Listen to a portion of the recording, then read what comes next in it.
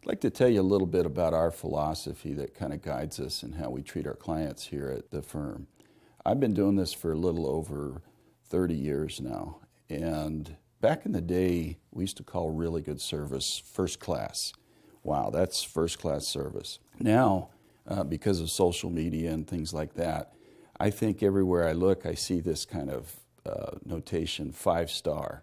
5-star really means first class.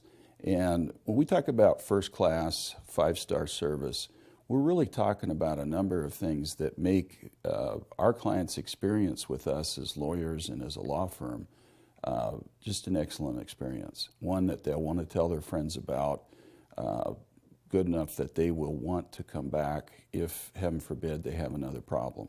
The first thing we think about with 5-star service is personal attention. And that starts when the client comes in, sits down, talks to me.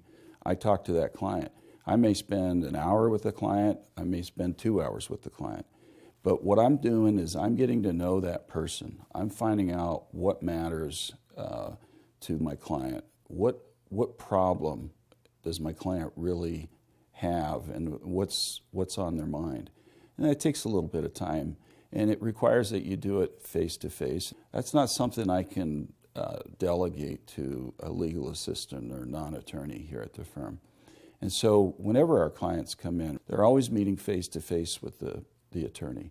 And the attorney is handling the case all the way through the process. The next thing that I look at is I want everything we do to be understood by my client. I want it to be totally transparent. And transparency, you hear a lot about that in politics. But I'm talking about the fact that with my clients, I tell them the good stuff, I tell them the bad stuff. I keep them informed. And when we go to make a settlement, I break the settlement down. I explain to them, okay, this much would have to go and pay back doctor bills. This much would go in your pocket. This much would be what we charge as a fee. And another thing about that, about the transparency, is we charge a reasonable fee. We charge a fee that's reasonable when we're done with the case, when we see what everything is. I don't stick with a straight percentage, because if I did, sometimes my fee might be more than what my client gets in their pocket, and that wouldn't be reasonable. So we charge reasonable fees, and we give our clients a complete itemized statement at the end of the case, and we keep them aware of what's happening with all of the dollars and cents throughout the case. Probably the worst problem people have with attorneys is in communication. And 5-star experience means you have excellent communication with our law firm and with me personally. A lot of people come in and tell me they can never get a hold of their attorney, they can never talk to their attorney. Well, you can come in and talk to me. I am available to my clients, and I want my clients to have the peace of mind and the informed knowledge that they need in order to make the best decision for them. I can make recommendations and I can present choices, but my clients are the ones that decide what will work best for them. And I work for my clients. My clients are the boss.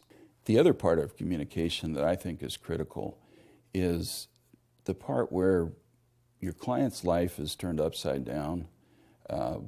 They haven't gone through this before, and they're in a position where they just really are about to lose hope. And I think it's important as a lawyer to give your clients hope that this case can be resolved in their favor, that it can accomplish the reasonable expectations that the client has. So we discuss that, and we discuss treatment options that they're offered by the doctors. At this point in my career, I've probably helped tens of thousands of people. And so it's really important for them to be able to come in, get the benefit of my experience. I can tell them what these procedures are about, what the doctors are trying to accomplish, and I can tell them who the best doctors are and the ones who are likely to have the best impact on their recovery. Communication has to be honest. It has to include things that the client wants to hear and things that the client needs to hear. Sometimes the low points of the case are important to talk about, and that we have a game plan either to minimize those risks or those low points and to try to bring about a favorable recovery. We're not saving lives here, but we are preserving or creating a quality life experience for our clients that they can look forward to after some tragedy has really turned their world upside down.